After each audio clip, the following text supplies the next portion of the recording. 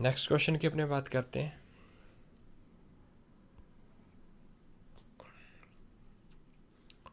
तो क्या कह रहा है, find perimeter of rectangular park. Rectangular park का जो पेरीमीटर है वो आपने फाइंड करना है। आपको पता है अभी रेक्टेंगल का जो पेरीमीटर होता है वो क्या होता है आपके पास, twice into L plus B. ये रेक्टेंगल का पेरीमीटर होता है। और स्क्वायर का होता है 4 इंटू साइड। ये थोड़ा सा बेसिक फॉर्मूले हैं, वो आपको लर्न होने चाहिए। नेक्स्ट अपने बात करते हैं इसमें। अब ये क्या कह रहा है, विद साइड्स 24 सेंटीमीटर या 24 मीटर और 28 मीटर। तो एल और बी की वैल्यू दे रखी है आपके पास 24 प्लस 28। इन दोनों का सम करोगे, मल्टीप्लाई करना अपने 2 से, तो ये आपके पास वैल्यू है 8 और 5 4 2 12, 1 कैरी आ जाएगा 52 52 इंटू 2 यानी कि 104। अब पेरीमीटर पूछा है तो पेरीमीटर की यूनिट होती है एक सिंगल लेंथ की, ठीक है, लेंथ का मेजरमेंट है। तो ये डिस्टेंस का ही मेजरमेंट होता है, तो ये ओनली मीटर में आएगा। जब आपको एरिया पूछेगा तो एरिया किस में होता है, मीटर स्क्वायर में होता है, या स्क्वायर मीटर आप उसको लिख सकते हो। नेक्स्ट अपने बात करते हैं, इसमें एक क्वेश्चन और पूछा है, also find the area of the path. 2 metre wide path है and build along its side. इसकी साइड्स के अकॉर्डिंग वो बना हुआ है, साइड्स के साथ में बना हुआ है।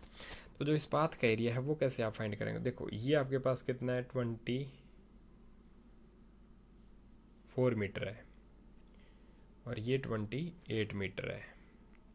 अब इसके अंदर 2 मीटर का जो पाथ है वो बना हुआ है। इस पाथ का एरिया आपने फाइंड करना है। तो देखो जब जो पाथ जब ये निकलेगा शेडेड पाथ, इस पाथ का एरिया कितना है वो आपने फाइंड करना है। क्लियर। तो इसके लिए देखो पहले आपको इसकी डिस्टेंस, जो अंदर वाला ये पार्क है ये आउटर है, आउटर में से, आउटर पार्क में से अगर आप इस अंदर वाले इस जो है एक रेक्टेंगल का एरिया माइनस कर देते हैं तो क्या बन जाएगा, आपको पाथ का एरिया मिल जाएगा। लेकिन उसके लिए आपको इसके डायमेंशंस कितने हैं वो आपको फाइंड करने पड़ेंगे। तो देखो ये अंदर वाली साइड 2 मीटर की ये डिस्टेंस आपको दे रखी है, विड्थ इसकी कितनी है 2 मीटर की। 2 मीटर इधर से कम हुआ, 2 मीटर इधर से कम हुआ, तो 24 में से 2 गया 22, 22 में से 2 गया ये 20। तो ये अंदर वाली ये जो लेंथ है यहाँ से लेके यहाँ तक की, ये कितनी आ गई 20 मीटर आ गई। नेक्स्ट ये टोटल यहाँ से लेके यहाँ तक कितनी है 28 है। अब इसमें से 2 इधर कम हो गया, 2 इधर कम हो गया, टोटल 4 कम हो गया। 4 माइनस करोगे तो 28 माइनस 4 कितना आ जाएगा 24 मीटर। अब आपको क्या चाहिए, इस पाथ का एरिया चाहिए। तो मैंने कहा भाई आउटर में से जो इनर का एरिया है वो क्या कर दो, माइनस कर दो। कैलकुलेशन है, कैलकुलेशन आप किसी भी वे से कर सकते हैं। तो कैलकुलेशन है इसकी, देखो किस टाइप से आपने करनी है।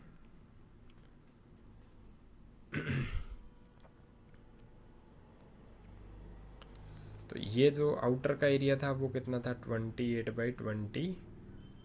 एल इंटू बी होता है आपके पास क्या, एरिया ऑफ रेक्टेंगल। रेक्टेंगल का एरिया एल इंटू बी। तो इसमें से माइनस करना है आपने कितना 24/20। अब आपको मल्टीप्लाई करके इसको माइनस कर सकते हो या किसी भी टाइप से आप इसको सॉल्व कर सकते हो। देखो कैलकुलेशन को शॉर्ट में करना है तो मैं थोड़ी सी कैलकुलेशन इसकी क्या कर देता हूँ, शॉर्ट में कर देता हूँ, है ना। तो देखो 24 इधर भी है, 24 इधर है, ये तो कॉमन आ गया 24। इधर से बचा 28 और ये माइनस का 20, तो ये बचेगा 24/8। क्या बन जाएगा 24/8। ठीक है, 24/8 है तो 24 का 8 से आप क्या कर लो मल्टीप्लाई। ब्रैकेट में क्या बचा था आपके पास 28 माइनस 20, तो वहाँ से क्या बचा 8 बचा। 24 का 8 से आप क्या कर लें मल्टीप्लाई कर लें। 8 4 32, 3 बचेगा, 8 2 16 और 3 19, 192। किस में है, मीटर में। तो मीटर स्क्वायर में एरिया है तो यूनिट क्या होगी, स्क्वायर यूनिट आएगी। आपने जो यूनिट का यूज़ करना है वो ज़रूर करना है, उसको सही तरीके से उसका आप क्या करें, यूज़ करें। क्लियर है। नेक्स्ट अपने बात करते हैं क्वेश्चन नंबर 17 की। देखो ये क्या कह रहा है, find the value using law of exponent. Law of exponent का यूज़ करके फाइंड करनी है अपने वैल्यू। ठीक है, तो -5 का क्यूब, तो -5 का क्यूब है नीचे कितना है 125। आपको मैंने कहा था अभी जो वैल्यू है माइनस है तो उसकी रिजल्टिंग वैल्यू भी कितनी आएगी, माइनस में आएगी, क्यूब है तो 125 का क्यूब कितना होता है 125। इसलिए मैंने आपको कहा था 10 तक के क्यूब्स आपको लर्न होने चाहिए। 125 से 125 कैंसिल हो गया, क्या रह गया माइनस का 1 रहेगा रिजल्ट में, प्लस का 1 नहीं होगा, माइनस का 1 होगा। क्लियर है? तो इस टाइप से आपके पास ये जो है पहला क्वेश्चन, इसका पहला पार्ट इसका सॉल्व हो जाएगा। नेक्स्ट दूसरा जो पार्ट है प्लस का, ये 1/2 की पावर -5 ये है। जब आप इसको सॉल्व करोगे तो ये 2 की पावर कितनी है -5 बन जाएगा। लॉ ऑफ एक्सपोनेंट से 2 की पावर -1, इस पूरे की पावर कितनी आ गई -5 आ गई। जब आपको पता है कोई भी नंबर है उसकी एक पावर है, अगेन उसकी फिर से पावर है, तो पावर्स का क्या होता है मल्टीप्लाई। तो 2 की पावर -1 इंटू -5, माइनस माइनस क्या हो जाएगा प्लस, और पावर कितनी हो जाएगी 5 बन जा 5, तो 2 की पावर 5 कितना हो गया 32। इस टाइप से आपने इसको सॉल्व करना है। तो ये रूल्स भी आपको लॉ ऑफ एक्सपोनेंट थोड़ा सा लर्न होने चाहिए, और उनका जो यूज है वो आप कैसे करते हैं ये आपको पता होना चाहिए। कब पावर नेगेटिव होएगी, कब पॉजिटिव होएगी, ये सब चीज़ें आपको पता होनी चाहिए ना। नेक्स्ट देखो क्या कह रहा है, रिप्रेजेंटिंग -3/7 प्लस का 5/7 और माइनस का 6/7 on the same number line. एक ही नंबर लाइन पे बनाना है आपको, और इसको आप कैसे बनाएंगे वो देख लेंगे। सिंपल सी बात है, जब भाई आप इसका यूज़ कर रहे हो, एक नंबर लाइन आपने ड्रॉ करनी है, मिडिल में क्या आएगा एक 0 आएगा। इस 0 से राइट साइड में तो पॉजिटिव के हैं और लेफ्ट साइड में क्या है नेगेटिव के नंबर्स हैं। क्लियर है? तो आपने क्या करना है इसमें, जैसे इनकी जो डिनोमिनेटर है उसके अकॉर्डिंग आपको इसके अंदर लाइंस का यूज़ करना है। डिनोमिनेटर से एक कम लाइन जो है वो आप ड्रॉ करनी है आपने। फर्स्ट ऑफ चीज़ ये देखो, आपको माइनस का 3/7 है, 5/7 है, और दूसरा क्या है, तीसरा जो नंबर है वो माइनस का 6/7 है। यानी कि ये जो न्यूमरेटर है आपका वो क्या है डिनोमिनेटर से छोटा है, तो 0 और 1 के बीच में या 0 और -1 के बीच में ये क्या हो जाएंगे रिप्रेजेंट हो जाएंगे। क्लियर है? तो इसमें ऐसी कोई दिक्कत नहीं आने वाली। अब कितने अपने लाइंस बनानी है, कितना आपको जो इनका जो यूज़ है वो करना है, तो -3/7 है, तो यानी कि आपको 7 से एक कम लाइन ड्रॉ करनी है। कितनी 6 लाइन। तो 6 जो लाइंस हैं वो आप ड्रॉ करोगे तो 1 इक्वल डिस्टेंस पे होनी चाहिए। जब आप अपनी कॉपी बनाओगे तो इक्वल डिस्टेंस पे होगी 4 5 6, और जो 7th लाइन आप ड्रॉ करोगे वो थोड़ी सी बड़ी लाइन होएगी।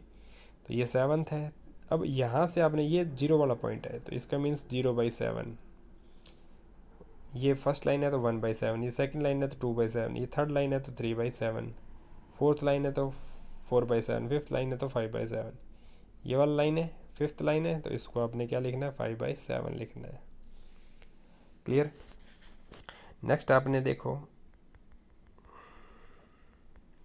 इसी टाइप से आपने माइनस की टर्म में भी जाना है। तो माइनस की टर्म में जाओगे तो ये first line, second, third, fourth, fifth, sixth और सेवन्थ वाली लाइन थोड़ी सी बड़ी हो जाएगी, तो ये आ जाएगी माइनस की साइड में, तो ये आ जाएगा -7/7, यानी कि माइनस का 1।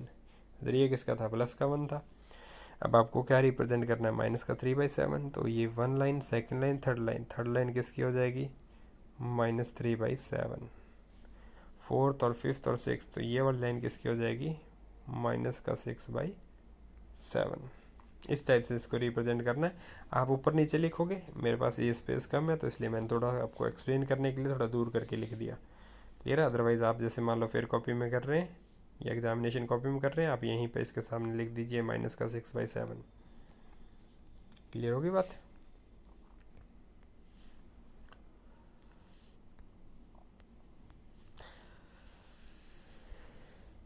या इसके और में जो क्वेश्चन था, right 10 rational numbers between -2/5 and 1/2। जब आपको इस टाइप का क्वेश्चन करना है तो आपने दोनों नंबर्स लिख लेने हैं 1/2। क्लियर है? अब आपको इसका डिनोमिनेटर पहले सेम करना है, तो इसके लिए दोनों का डिनोमिनेटर 10 बना लो। तो ये इसको तो 2 से मल्टीप्लाई करते 10 बन जाएगा, तो न्यूमरेटर में भी होगी 2 से मल्टीप्लाई, डिनोमिनेटर में भी 2 से मल्टीप्लाई। इसका 10 बनाओगे तो इसको 5 से मल्टीप्लाई करना पड़ेगा इंटू 5। तो ये आ जाएगा -4/10 और ये 5/10। अब देखो आपको 10 नंबर चाहिए, तो 10 नंबर तो इनके बीच में आ नहीं रहे, क्यों? क्योंकि जैसे इसका न्यूमरेटर 1 इंक्रीज़ करोगे तो ये वैल्यू बनती है। तो आप इसके लिए क्या कर सकते हो, 10 से मल्टीप्लाई कर लो 100 बन जाएगा, 22 से कर लो 20 बन जाएगा, तो भी हो जाएगा, लेकिन आप 10 से मल्टीप्लाई कर लो तो यह आ जाएगा -4 × 10 यानी कि 40। न्यूमरेटर में भी होगी, डिनोमिनेटर में भी होगी, तो 10 × 10 कितना हो जाएगा 100, और ये 50/100। अब आपको इन दोनों को, इनके बीच में क्या करने हैं, 10 रेशनल नंबर्स रिप्रेजेंट करने हैं आपने। तो 10 रेशनल नंबर कोई भी हो सकते हैं, वो फाइंड करने के लिए आपको क्या करना है कि जो ये नंबर्स का न्यूमरेटर है, इस न्यूमरेटर में 1 ऐड करते जाओ, ठीक है। तो -40 में जब आप 1 ऐड करोगे तो माइनस का 13, देखो -40 इधर आएगा, जब आप 1 ऐड करोगे तो राइट साइड में जाएगा, तो -39 इधर आएगा, क्लियर है। अपॉन में क्या आ जाएगा 100। तो इस टाइप से आपके पास जो नंबर्स हैं वो इन दोनों, ये मान लो नंबर लाइन पे ये नंबर है -40/100 और ये इधर है आपके पास 50/100 प्लस का है। तो ये बीच में यहाँ पे आपके पास क्या होंगे, बहुत सारे नंबर होंगे। तो आपने कोई भी 10 बताने हैं तो इन दोनों के बीच में होने चाहिए। तो -40/10, सॉरी -40/100, और इधर ये 50/100। तो इसमें आपको पॉजिटिव लेना पॉजिटिव, नेगेटिव लेना नेगेटिव, कोई भी मर्जी ले सकते हो। -39/100, इस टाइप से आपने -32/100 लगातार भी लिख सकते हो, कोई ज़रूरत नहीं है, जो आपकी इच्छा है। -25/100, उसके बाद इधर मान लो आपने लिखना 1/100, ठीक है, 2/100। इस टाइप से टोटल आपने 10 नंबर्स जो है वो इनके बीच में शो करने हैं। एक चीज़ का ध्यान रखें, जो भी नंबर होंगे वो इनके बीच में होंगे, इन दोनों को इंक्लूड नहीं करना आपने, क्लियर। नेक्स्ट अपने बात करते हैं क्वेश्चन नंबर 19 की। अच्छा क्वेश्चन है, उसी टाइप से है कि एक bike price hike by 12% per year. एक बाइक की जो रेट है वो 12% पर ईयर इंक्रीज़ होती है। If it is current value is 84,000 rupees, then find its last year price. पिछले साल कितनी है, तो पिछले साल मान लो एक्स थी है, इंक्रीमेंट कितना हुआ 12% हो गया, तो न्यू ईयर की जो प्राइस है वो आपको दे रखी है कितनी, 84,000। तो वही जो आपने क्वेश्चन पहले करा था, जो सेलिंग प्राइस वाला प्रिंट रेट वाला क्वेश्चन था, उसी टाइप का क्वेश्चन है। अब यहाँ इंक्रीज हो रही है तो 1 प्लस कितना है 12% अपॉन में 100। अब टाइम एक ही साल का है तो एक ही आ जाएगा, क्योंकि जस्ट पिछले साल की पूछ रहा है, 2-3 साल पुरानी बात उसने नहीं पूछी है, तो ये आ जाएगा आपके पास। और इक्वल आपको कितनी दे रखी है 84,000। जब आप एलसीएम लोगे तो कितना आ जाएगा 112, तो एक्स इक्वल आ जाएगा, तो और 112 तो डिवाइड में और 100 के यहाँ चला जाएगा मल्टीप्लाई में। तो 84,000 इंटू 100 डिवाइड बाई 112, 112, ठीक है। तो ये कैंसिल आउट हो जाएगा आपके पास, ये आ जाएगा 75 और एक जीरो बचेगा तो 750। तो 750 इंटू 100, तो ये कितना आ जाएगा 75,000।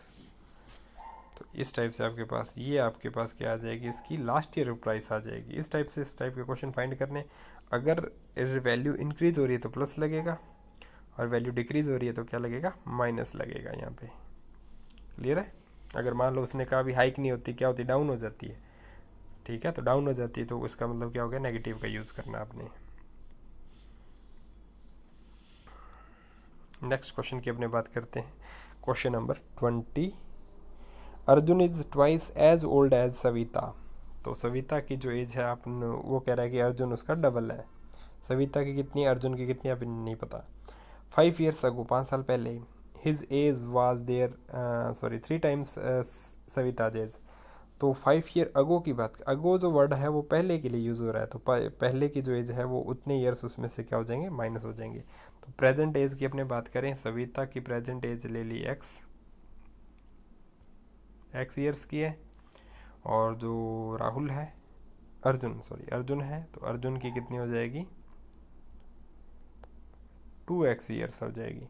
अब वो कह रहा है 5 years अगो, 5 साल पहले, तो इसमें से भी 5 ईयर्स माइनस हो जाएंगे, इसमें से भी 5 ईयर माइनस हो जाएंगे, तो क्या हो जाएगा x माइनस 5 और ये हो जाएगा 2x माइनस 5।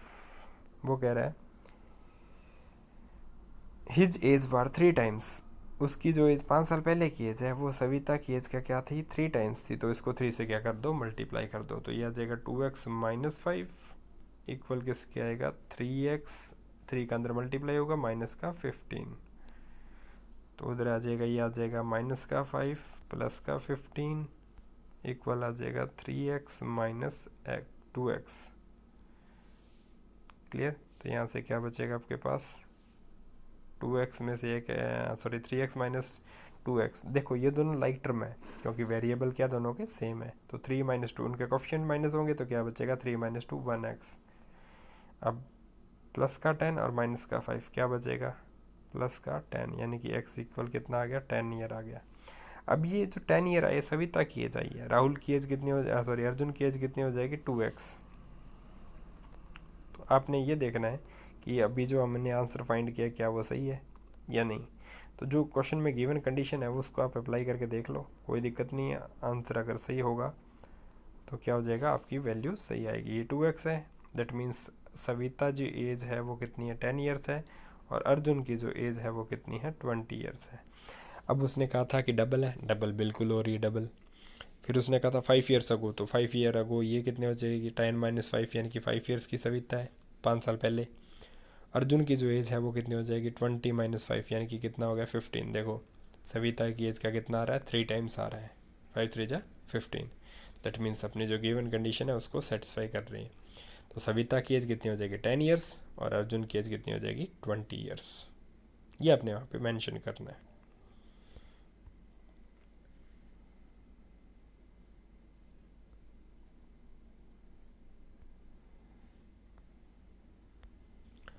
नेक्स्ट ये क्या कह रहा है 2 person could fit new Windows in a house in 3 days, 3 days के अंदर 2 पर्सन है वो जो है पूरी विंडोज़ के उस घर की फिट कर सकते हैं। तो ये क्वेश्चन की अगर देखो पर्सन ज़्यादा होंगे तो काम जल्दी ख़त्म हो जाएगा और पर्सन कम है तो काम ज़्यादा लंबा चलेगा, यानी कि ये डायरेक्ट वेरिएशन का नहीं है, इन्वर्स प्रोपोर्शन का क्वेश्चन है। इस टाइम आपको मल्टीप्लाई का थोड़ा सा ध्यान रखना होता है कि मल्टीप्लाई क्या रहती है सेम रहती है ना, तो ये मल्टीप्लाई आपकी क्या हो जाएगी सेम हो जाएगी है ना, इस चीज़ का अपने को ध्यान रखना है।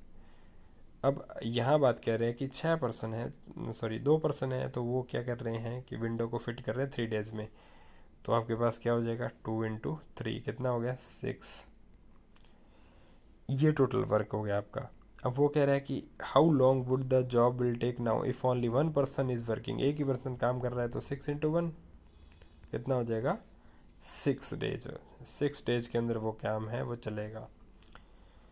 नेक्स्ट इसमें सेकंड चीज़ बात कर रहा है कि how many person would be needed to fit the windows in 1 day, एक ही दिन में काम करना है, तो ये बस इसी का उल्टा ये हो जाएगा, एक दिन है उसमें क्या था एक पर्सन काम कर रहा था, इसमें क्या कर रहे हैं एक डे आ गया, तो ये क्या हो जाएगा आपके पास 6 डे जो है या 6 पर्सन है वो एक दिन को काम को करने के लिए सफिशेंट होंगे, तो क्या आ जाएगा 6 पर्सनस आ जाएगा।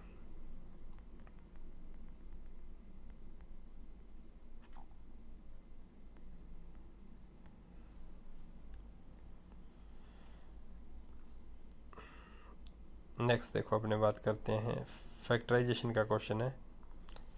फैक्टराइजेशन के लिए मैंने आपको कहा था देखो ये क्या है आपके पास है Y square minus 7y plus का 12। फैक्टराइजेशन आप तभी कर सकते हैं जब आपने उसको आइडेंटिफाई कर लिया अभी किस टाइप का फैक्टराइजेशन उसमें पूछा गया है। क्लियर, तो देखो ये पहले क्या है टर्म्स देखो इसमें कितनी है 3 टर्म्स है, दैट मीन्स इसमें आइडेंटिटी लग सकती है a+b का होल स्क्वायर की, लेकिन उसके लिए आपको क्या चाहिए 2 टर्म परफेक्ट स्क्वायर होनी चाहिए, तो वाई स्क्वायर तो परफेक्ट स्क्वायर है लेकिन 12 नहीं है, तो उस कंडीशन में आपने क्या यूज़ करना है स्प्लिटिंग द मिडल टर्म का यूज़ करना है। स्प्लिटिंग द मिडल टर्म का जब आप यूज़ करोगे तो 12 जो भी कांस्टेंट टर्म है वो उसका मल्टीप्लाई इस एक्स स्क्वायर वाले टर्म के क्या होगा कोफिशिएंट से मल्टीप्लाई होगा, तो ये 1 का 12 से मल्टीप्लाई 12। अब 12 कैसे फैक्टर यानी कि मल्टीप्लाई करें तो 12 बने, और उनको ये सिंबल किसका है प्लस का, यानी कि ऐड करने पे 7 बनना चाहिए, तो दो फैक्टर आएंगे इसके आपके पास, कौन कौन से? तो वाई स्क्वेयर माइनस 4 और 3, 4 और 3 को आप ऐड करोगे तो क्या बनेगा? 7 बन जाएगा। क्लियर है? तो ये कंडीशन इस टाइप से सेटिस्फाई हो रही है, बस आपने इसी का ध्यान रखना होता है भी इस टाइप से ये सेटिस्फाई हो रही है। क्लियर? तो अब आप इसको जब आप ओपन करोगे तो ये वाई स्क्वेयर माइनस का 4 और 3 तो 4y माइनस का 3y, देखो ब्रैकेट के बाहर क्या था? माइनस था। क्लियर है?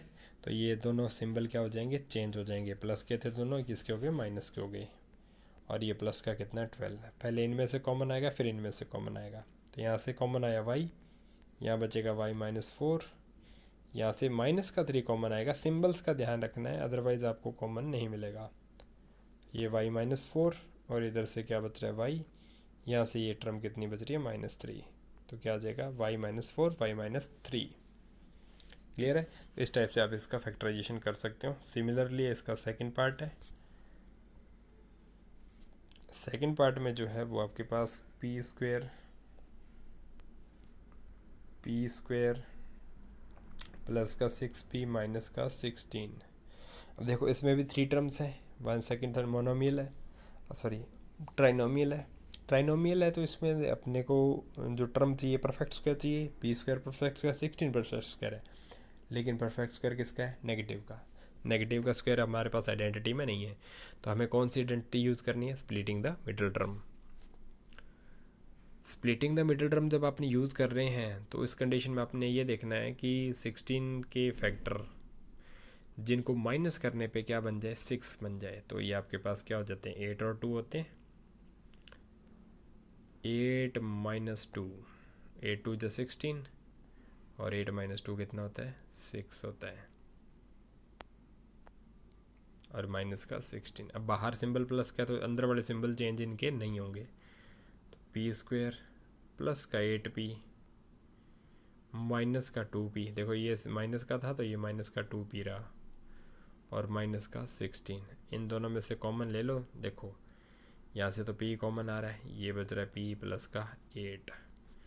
यहाँ से माइनस का 2 कॉमन आ रहा है। अब मान लो आपको ये नहीं पता लग रहा ना कौन सा कैसे कॉमन लेना, तो आप इसका डिवाइड कर दो, तो माइनस 2 कैंसिल हो जाएगा, क्या बचेगा? p। ये माइनस माइनस कैंसिल हो जाएगा तो प्लस 16 में 2 का डिवाइड 8, तो ये ऐसे p प्लस 8 और इधर से क्या बचेगा? p माइनस का 2। इस टाइप से आपको फैक्टराइजेशन इसका करना है।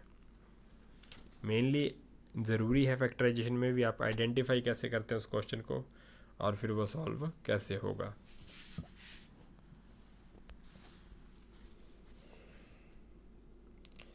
नेक्स्ट देखो 5y square minus 20y minus का 8z और प्लस का 2yz। इनमें से कुछ कॉमन लेना है। तो देखो ये 5y कॉमन आ गया, तो यहाँ से बचा y और ये सेकंड टर्म से बचेगा माइनस का 4। इन दोनों टर्म में से 2 और z कॉमन आ रहा है, तो ये 2z कॉमन आ गया, प्लस का लेंगे 8, ये 8z को पीछे भी आप लिख सकते हो माइनस के 8z को। तो यहाँ से बचेगा 2 और z, तो बच गया y, और 8z में जब आप 2z का डिवाइड करोगे तो क्या बचेगा? 4, लेकिन वो माइनस का है तो ये क्या आ जाएगा? y minus 4। आगे पीछे आप इनको लिख सकते हैं, ठीक है, क्योंकि आपको पता है कि जो एडिशन है वो क्या होता है? कॉम्यूटेटिव होता है। नेक्स्ट अब देखो यहाँ से क्या बच रहा है? y माइनस का 4, एक तो कॉमन आ गया y माइनस 4, यहाँ से बच रहा है 5y और यहाँ से बच रहा है प्लस का 2z। तो ये आपके पास क्या हो जाएगा? इसका फैक्टराइजेशन हो जाएगा।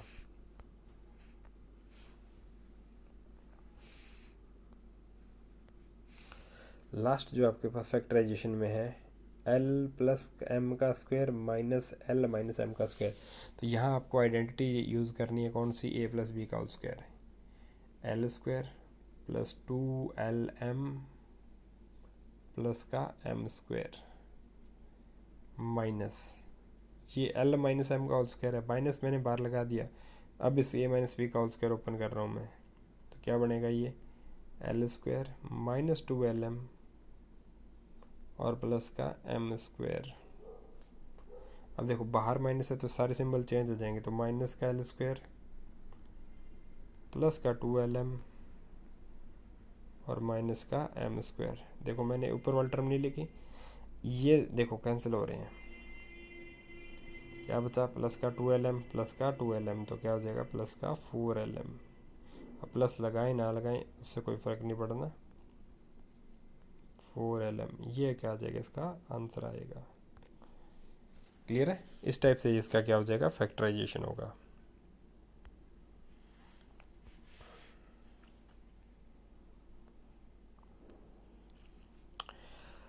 नेक्स्ट देखो, ये क्या कह रहा है? एक cuboid of dimension 60 centimetre into 54 centimetre into 30 centimetre, how many small cubes of with side 6 centimetre can be placed in the cuboid.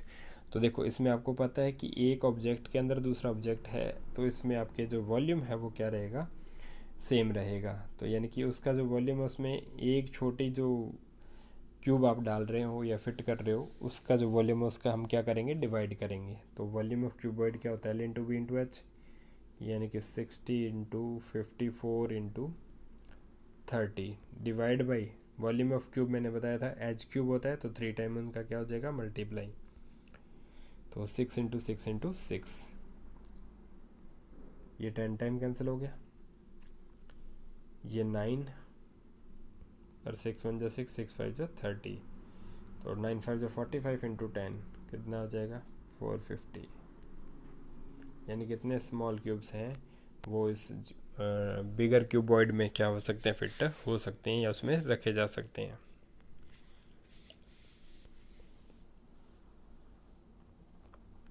Next, ये इसके और का जो क्वेश्चन है, a rectangular paper with of width 14 centimetre rolled into make a cylinder of height 14 centimetre. तो देखो इस type से आपके पास रेक्टेंगुलर पेपर है, ठीक है, इसकी विड्थ है 14 सेंटीमीटर। जब आप इसको रोल करते हो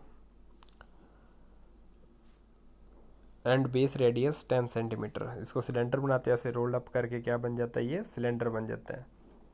इसकी जो हाइट होगी वो 14 सेंटीमीटर ही है। बेस की रेडियस जो ये इस टाइप से जब आप रोल करोगे तो क्या बन जाएगा? एक सिलेंडर बन जाएगा। तो इसकी हाइट तो आपके पास 14 है ही, बेस की रेडियस आपको गिवन है कितनी? 10 सेंटीमीटर। तो इसका क्या वॉल्यूम, मेनली आपसे क्वेश्चन पूछा गया है, वॉल्यूम ऑफ सिलेंडर का जो यूज़ है वो आपने करना है, ठीक है। तो उसके लिए देखो आपके पास क्या है? वॉल्यूम ऑफ सिलेंडर, फार्मूला तो सभी को पता ही है, याद होगा ही। देखो फार्मूले याद होना बहुत ज़रूरी है, क्लियर है। तो वॉल्यूम ऑफ सिलेंडर क्या होता है? पाई आर स्क्वायर एच। अब पाई की वैल्यू, रेडियस आर कितनी है? 10 सेंटीमीटर दे रखी है, तो कोई दिक्कत नहीं है। तो ये पाई की वैल्यू आप 3.14 यूज़ कर सकते हैं या 22/7 भी यूज़ कर सकते हैं। मैंने 3.14 ले लिया क्योंकि मुझे पता है ये 10 का स्क्वायर है तो 100 होगा, तो इसके जो डेसिमल पॉइंट है वो क्या हो जाएंगे? कैंसिल हो जाएंगे। इनटू हाइट कितनी आ गई? 14, डेसिमल हटाओगे अपॉन में क्या आ जाएगा? 100। 100 से 10 10 100 कैंसिल हो गया, 314 इंटू 14। जब आप इसका क्या करोगे? मल्टीप्लाई,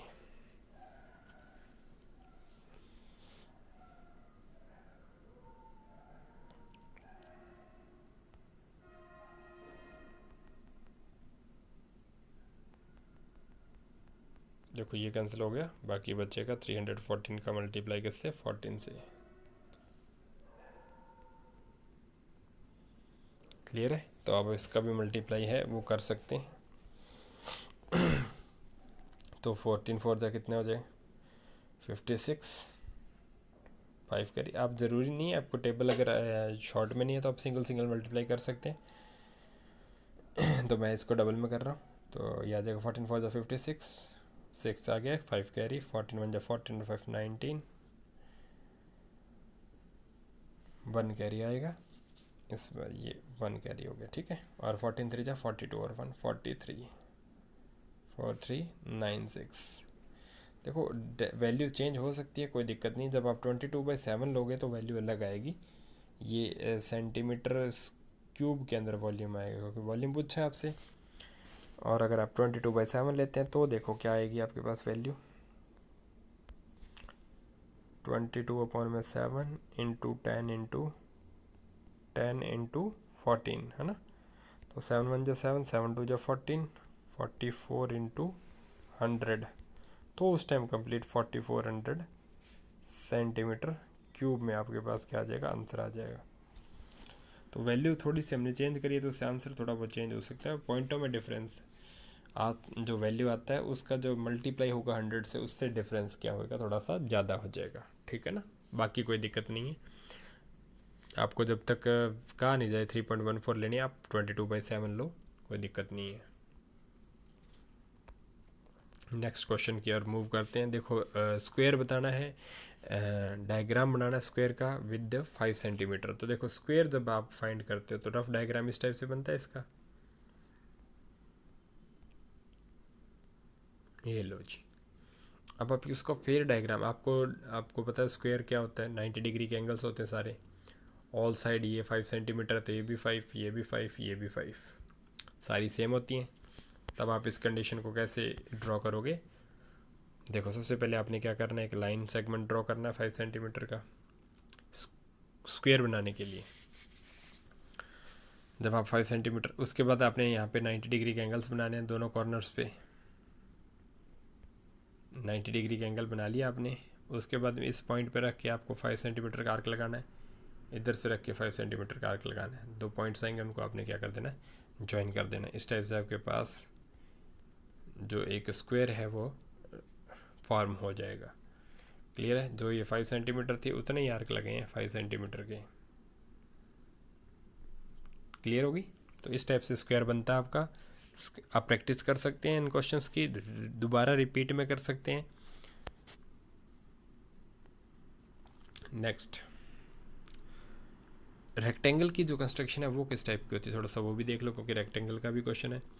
रेक्टेंगल का रफ डायग्राम बनाओ आप, PQRS। ये कह रहा है कि PQ कितना है 4 सेंटीमीटर, PR कितना है 5 सेंटीमीटर। कोई दिक्कत नहीं, अपने को पता 90 डिग्री का एंगल बनता ही है, बढ़ा दो। सबसे पहले क्या करोगे आप, एक लाइन 4 सेंटीमीटर की ड्रॉ करी, इसके इस कॉर्नर पे क्या बनाओगे, 90 डिग्री का एंगल। ये जो पॉइंट ये P था, इस पॉइंट से क्या लोगे, 5 सेंटीमीटर का एक आर्क लगाओगे इधर। क्लियर है,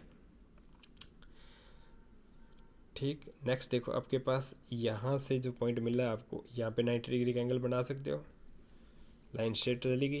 अब इस पॉइंट से, ये जो पॉइंट आया इस पॉइंट से आप क्या करो, एक इस पे आर्क लगा दो, या स्ट्रेट लाइन है 90 डिग्री का एंगल बना के ये लाइन ड्रॉ कर सकते हो। अदरवाइज यहाँ से लेके इस पॉइंट पे कंपास रखो, ये डिस्टेंस मेजर करो, इस पॉइंट से लेके यहाँ तक आप क्या लगा दो, आर्क लगा दो, क्योंकि पता है अपोजिट साइड क्या होती है, सेम होती हैं। तो यहाँ से कंपास रख के ये डिस्टेंस मेजर करी पेंसिल से, कंपास यहाँ पे फिर से रखा, ये आर्क लगा दिया, और ये जो पॉइंट आएगा इनको आपस में ज्वाइन कर दिया। इस टाइप से आपके पास रेक्टेंगल बन जाएगा।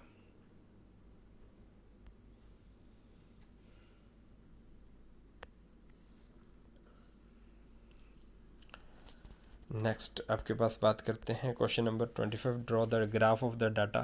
देखो ग्राफ ड्रॉ करने के लिए आपको क्या चाहिए, और find the interest 2500 for a year by graph,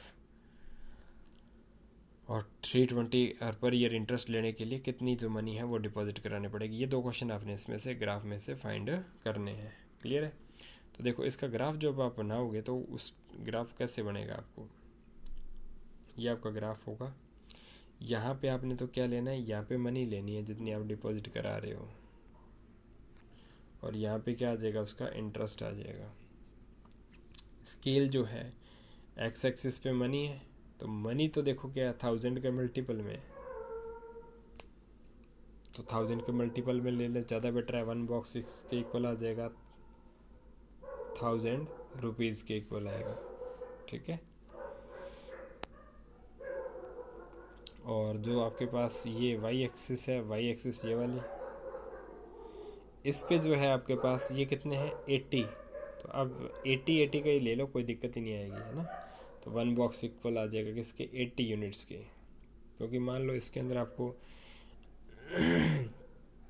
80 है, 160 है, इस टाइप से जो वैल्यूज़ रिप्रेजेंट करनी है उसको थोड़ा सा दिक्कत हो सकती है, उससे अच्छा आप इसको 80 का यूज़ कर लो। तो पहला जो आर्क लगेगा वो कितने का होएगा, 80 का ना। तो पहला ये बॉक्स 80 का, फिर दूसरा 160 का, फिर 320 का, और फिर इस टाइप से वैल्यूज़ आपकी चलती रहेंगी। 240, 320 का। तो पहला जो है आपके पास ये मान लो 1000 रुपीज़ का है, तो ये जो पॉइंट आपके पास यहाँ आएगा। दूसरा पॉइंट 2000 पे कितना है, 160, 2000 पे 160, ये लो। 3000 पे 240, 3000 पे 240, ये लो। और ये 5000 पे कितना आ गया, 400, 5000 पे 400 सुपर आएगा थोड़ा सा, क्योंकि 5 टाइम आएगी। अब आपने इनको ज्वाइन करना है, तो ये आपके पास क्या आ जाएगा, एक लाइन ग्राफ आ जाएगा। सेकंड थिंग, आपसे पूछा गया था कि 2500 rupees for per year interest कितना होगा। तो जो ये 2000, ये 3000, इन दोनों के बीच में से 500 वाली लाइन जहाँ ज्वाइन करेगी उसको आपने क्या करना है, इधर ज्वाइन कर देना है। यहाँ जो वैल्यू आएगी वो क्या आ जाएगा, 2500 का इंटरेस्ट आ जाएगा। फिर दूसरा क्वेश्चन आपसे पूछा गया कि 320 इंटरेस्ट लेना है, कितना, 320। तो ये 320 इंटरेस्ट लेना है आपने, तो ये 80, 160, 240, 320। तो यहाँ से आप परपेंडिकुलर ड्रॉ करोगे, इस परपेंडिकुलर को आप यहाँ से लेके आओगे, तो ये आपके पास इस टाइप से वैल्यू आ जाएगी। तो इसके लिए कितना आ जाएगा आपके पास, 4000 रुपीज़ आ जाएगा। देखो मैंने यहाँ पे लेके भी रखा है।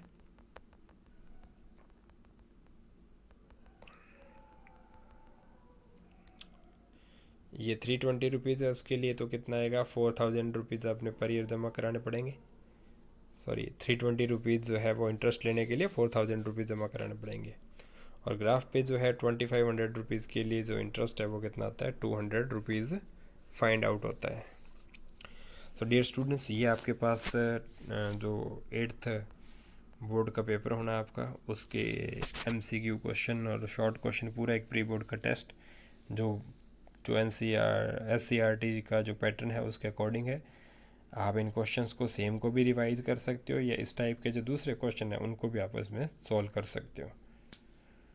ये स्टूडेंट्स, अगर किसी भी टाइप के प्रॉब्लम है तो आप नीचे कमेंट कर सकते हो। Thanks for watching the video.